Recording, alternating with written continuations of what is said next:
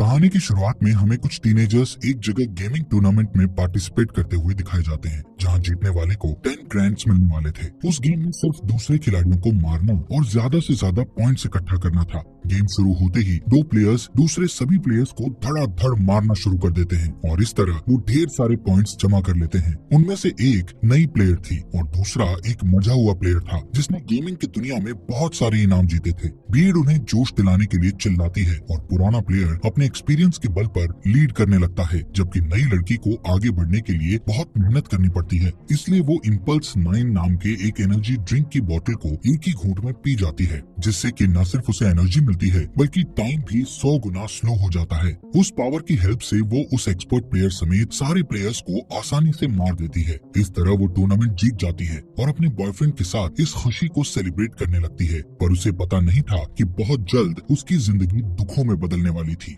अचानक energy drink की बोतल जमीन पर गिरकर बिखर जाती है और इसी तरह उसकी जिंदगी भी बिखरने लगती है। सीन शिफ्ट होता है और वो अपने आप को 3 बच्चों की माँ के रूप में देखती है। उसका घर बहुत बुरी हालत में था, जहाँ कोई मॉडर्न इक्विपमेंट और इलेक्ट्रिसिटी नहीं थी और इसके चलते उसकी तकलीफ और बढ़ गई थी। घर के बाहर की दुनिया भी उजाड़ और बंजर जमीन के अलावा और कुछ नहीं थी, जहाँ हवा भी जहरीली हो चुकी थी, जिसमें सांस लेना भी मुश्किल था। इसके साथ ही सीन फिर से शिफ्ट होता है और हमें पास्ट की कहानी में वेल हर्नांडेज नाम की एक लड़की को दिखाया जाता है, जो कि एक अच्छी FPS गेमर थी और जिंदगी में उसका एक ही सपना था कि वो एक प्रोफेशनल गेमर बनकर खूब सारा पैसा और नाम कमाए। वो अपने डिवोर्स फादर कार्लोस के साथ रहती थी। 2017 में एक दिन कार्लोस अपनी बेटी वेल को रेस्टोरेंट की जॉब इंटरव्यू के लिए तैयार करता है और वो बेदिली से फॉर्मल्स पहनकर इंटरव्यू के लिए निकल जाती है। बाहर उसका बॉयफ्रेंड इवान अपनी कार में उसे पिक करने के लिए उसका वेट कर रहा था। वहाँ से निकलते ही वेल गाड़ी की पिछली सीट में बैठकर अपनी फॉर्मल कपड़े बदलकर कैजुअल पहन लेती है और इंटरव्यू की जगह फील्ड ऑफ फायर नाम के एक गेमिंग टूर्नामेंट खेलने पहुंच जाती है। दूसरे FPS बैटल रॉयल गेम्स की तरह ही फील्ड ऑफ फायर भी एक मल्टीप्लेयर गेम था, जिसमें लास्ट तक टिके रहना ही इसका मेन पर्पस होता है। वेल सोचती है कि अगर वो ये गेम जीत गई तो लाखों रुपए कमा लेगी और उन पैसों से वो अपने लिए एक गेमिंग कंप्यूटर खरीदेगी। पर इवान उसे बताता है कि रॉय नाम का एक मजा हुआ प्रोफेशनल गेमर उस टूर्नामेंट में सरप्राइज अपीयरेंस देने वाला है, जिसे सुनकर वो थोड़ा नर्वस हो जाती है।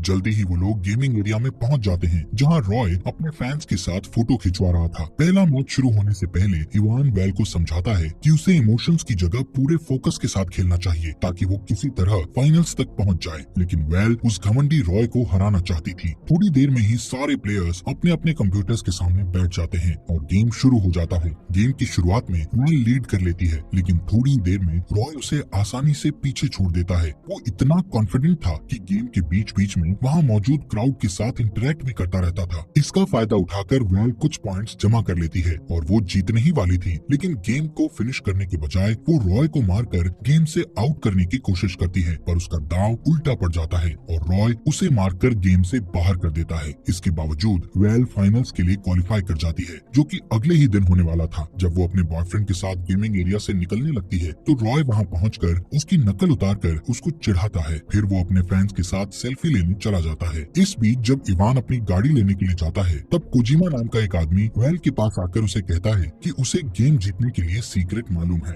ये सुनकर वेल हैरत में पड़ जाती है, लेकिन उसके कुछ पूछने से पहले ही वो आदमी उसके हाथ में अपना बिजनेस कार्ड देकर वहाँ से चला जाता है। घर पहुँचने पर वेल बिना कोई आवाज किए चुपके से अपने रूम में जाने की कोशिश करती है, लेकिन उसके डैड उसे देख लेते हैं। वेल के पास कोई चारा नहीं था, इसलिए वो सारी बातें उन्हें सच बता देती है, जिसे सुनकर उसके डैड को बहुत गुस्सा आता है और वो अगले दिन से उसे रेस्टोरेंट जाकर उन लोगों से जॉब का इंटरव्यू लेने की रिक्वेस्ट करने के लिए कहते हैं। लेकिन वेल अपने डैड को समझाती है कि अगले दिन उसके टूर्नामेंट का फाइनल है, जो उसके फ्यूचर के लिए ज्यादा इम्पोर्टेंट है। पर सभी पेरेंट्स की तरह कार्लोस भी उसे समझाता है कि ऑनलाइन गेमिंग का कोई फ्यूचर नहीं है, लेकिन वेल अपनी जिद पर अड़ी रहती है और उसकी बात को इग्नोर करके अपने रूम में चली जाती है। थोड़ी देर बाद वो अपने आज के खेले गए गेम को पॉडकास्ट पर देखती है, जिसमें रॉय को फर्स्ट पोजीशन पाते हुए देखकर उसे बहुत गुस्सा आता है। तभी उसकी नजर कोजिमा के बिजनेस कार्ड पर पड़ती है और उसे ध्यान आता है कि उसने उसे गेम जीतने के सीक्रेट के बारे में बताया था। बदला लेने की तड़प और जीतने की चाहत में वो तुरंत उसके दिए हुए एड्रेस पर जाने का फैसला करती है। जल्दी ही द गोल्डन सॉसर नाम के गेमिंग कैफे में वो पहुंच जाती है, जहां पर कुछ लोग अपने कंप्यूटर्स पर वीडियो गेम्स खेलकर एंजॉय कर रहे होते हैं। तभी कोजिमा उसके पास आता है और उसे बैठकर गेम खेलने के लिए कहता है। वेल को इस बात से हैरानी होती है कि आखिर कोजिमा ने उसे अपना बिजनेस कार्ड क्यों दिया था, पर वो गेम खेलने के लिए बैठ जाती है।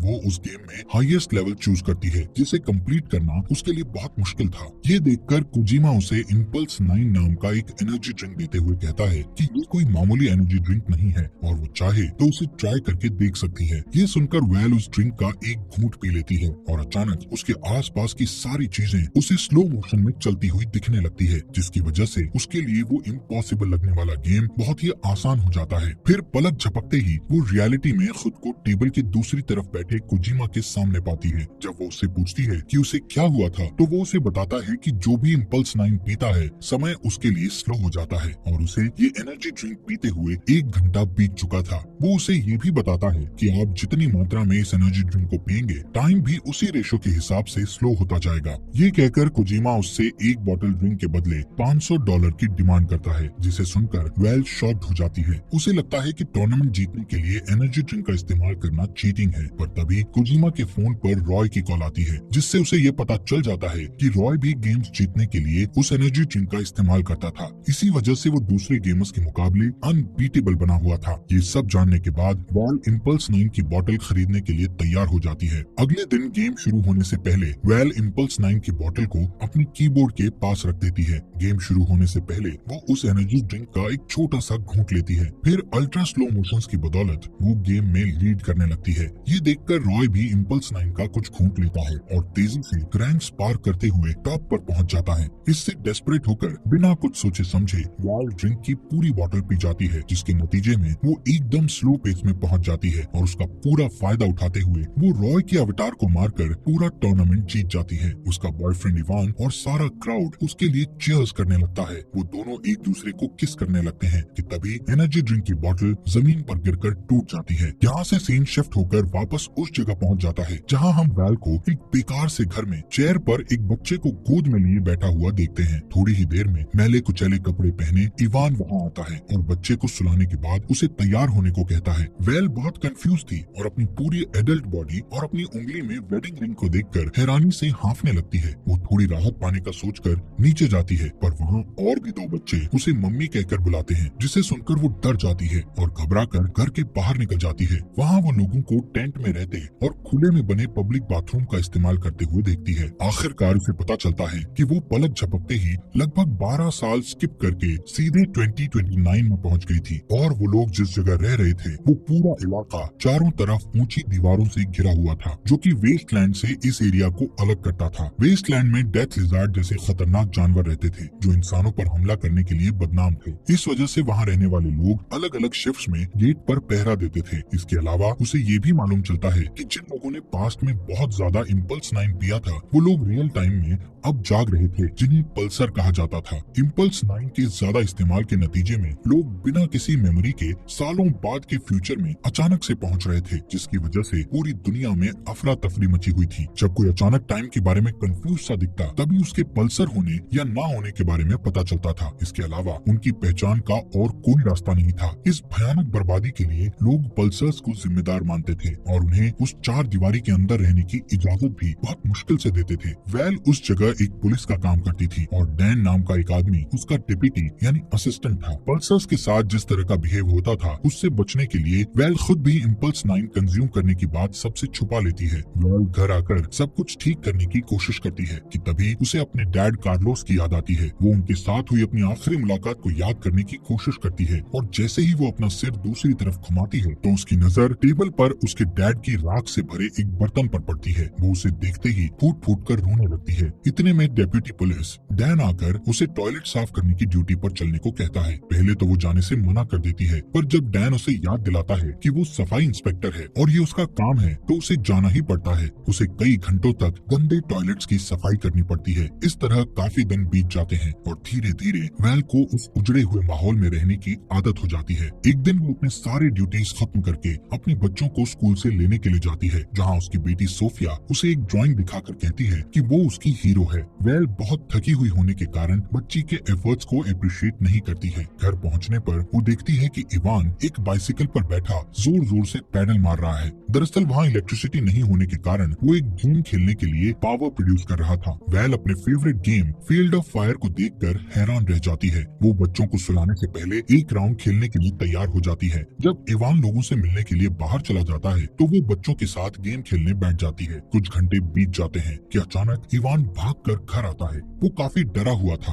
और वेल से कहता है कि वो आज अपनी गार्ड की ड्यूटी करना भूल गई थी, जिसकी वजह से गेट पर पहरा देने वाले डैन को अंदर आने का मौका नहीं मिल पाया और वो डेथ लिजार्ड का शिकार बन गया। दोनों तुरंत वहां पहुंचते हैं जहां डैन की वाइफ वेल पर बहुत गुस्सा होती है। अपनी गलती पर शर्मिंदा होते हुए वो वापस घर जाने को होती है, पर तभी इवान उसे याद दिलाता है कि उसकी ड्यूटी अभी पूरी नहीं हुई है। ये सुनकर वो उदास मन से अपनी शिफ्ट पूरी करती है और घर आकर दुखी मन से फूट फूट कर रोने लगती है। इवान उसे प्यार से समझाता है और तसल्ली देता है। वेल को महसूस होता है कि वो इस नई दुनिया के लिए फिट नहीं है और इसीलिए सब कुछ छोड़कर वो वेस्टलैंड घूमने का इरादा करती है। लेकिन जाने से पहले वो इवान को एक लेटर लिखकर उसे बता देती है कि वो एक पल्सर है। अगले दिन वो कभी वापस न लौटने का इरादा करके निकल जाती है। जब इवान वो लेटर पढ़ता है तो उसे बिल्कुल विश्वास नहीं होता। अगले सीन में हम देखते हैं कि वेल बंजर जमीन पर भटकते हुए एक बेकार पड़ी बिल्डिंग के पास पहुंचती है। वो उजाड़ बिल्डिंग असल में कोजिमा का gaming cafe the golden saucer था। वेल उस कैफे के अंदर जाती है और इधर उधर देखती है।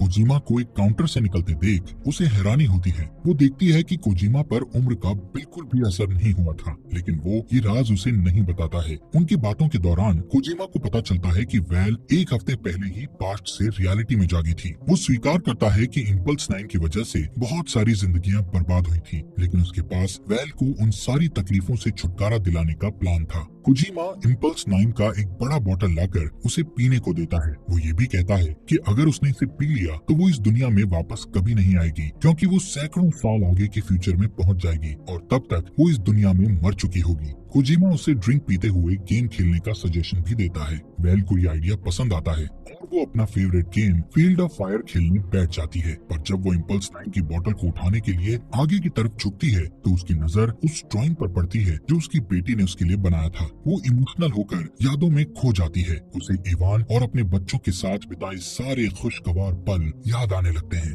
फिर वो एनर्जी ड्रिंक पीने का इरादा छोड़कर वापस अपने परिवार के साथ जिंदगी गुजारने का फैसला करके अपने घर की तरफ चल देती है। लेकिन गेट पर उसे इवान गार्ड की ड्यूटी करते दिखाई देता है, जो उससे बहुत नाराज था। वो उसे अंदर आने से रोक देता है और वेल से कहता है कि उसने सबको धोखा दिया है। वेल अपनी हर गलती के लिए उससे माफी मांगती है। अभी उनकी बात चल ही रही थी कि उन्हें दूर से गोलियों की आवाज सुनाई देती है, क्योंकि डेथ लिजार्ड्स उनकी कम्युनिटी की तरफ बढ़ रहे होते हैं। तब इस बात का खुलासा होता है कि डेथ लिजार्ड्स दरअसल नॉर्मल लोगों का ही एक ग्रुप था जो इंसानों का मांस खाया करता था। उन्हें पास आता देखकर इवान जल्दी से वेल को अंदर कर लेता है और इसी बीच अलार्म बजने लगता है, जिससे सभी लोग डर जाते हैं। एक औरत उसे बताती है कि सब लोग खाई की तरफ जा रहे हैं, क्योंकि अटैकर्स को रोकने के लिए कोई भी पूरी तरह तैयार नहीं था। ये सुनकर उसके दिमाग में एक आइडिया आता है। चूंकि कम्युनिटी के सारे लोग उसके धोखे से नाराज थे, इसलिए वो उनके भरोसे को जीतने के लिए एक प्लान बनाती है और अपने हस्बैंड से कहती है कि वो यहाँ रहकर डेथ लिजार्ड्स को जितनी देर तक हो सके रोकने की कोशिश करेगी। इवान उसे छोड़कर जाना नहीं चाहता था, पर वो उसे बच्चों की खातिर जाने को कहती है। इस पर वो मान जाता है।